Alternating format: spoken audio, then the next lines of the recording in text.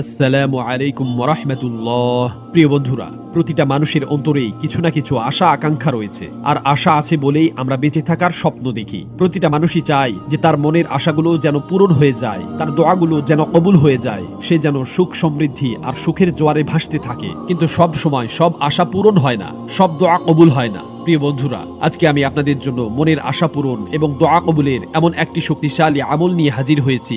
যদি কেউ ঠিক দুপুর বেলা মাত্র 7 বার 20 সেকেন্ডের এই আমলটি একবার করতে পারে, তো মহান আল্লাহ তাআলা তার মনের সকল আশা আকাঙ্ক্ষা, চাওয়া পাওয়া এবং হাজতগুলো পূরণ করে দিবেন ইনশাআল্লাহ। তবে অবশ্যই নেক আশা হতে হবে, কেননা অবৈধ আশা মহান আল্লাহ তাআলা কখনোই কবুল করেন না। মনে রাখতে হবে যে কোনো আমল কবুল হওয়ার পূর্ব শর্ত হলো সুদৃঢ় বিশ্বাস ও ইখলাসের সাথে আমলটি করা, কেননা উদাস এবং বেখিয়ালি মনের চাওয়াগুলো আল্লাহ তাআলা কখনোই মঞ্জুর করেন না। এজন্য দৃঢ় বিশ্বাসের সাথে আমলটি করতে হবে। এটি অত্যন্ত শক্তিশালী এবং কার্যকরী একটি আমল।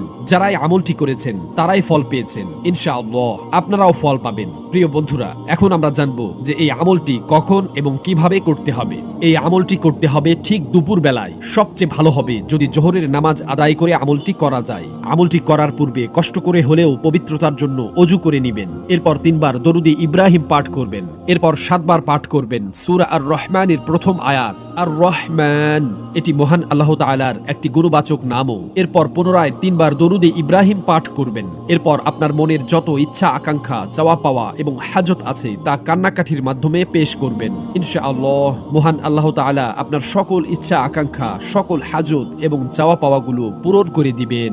মহান আল্লাহ তাআলা আমাদের সবাইকে যথাযথভাবে এই আমলটি করার তৌফিক দান করুন, আমিন।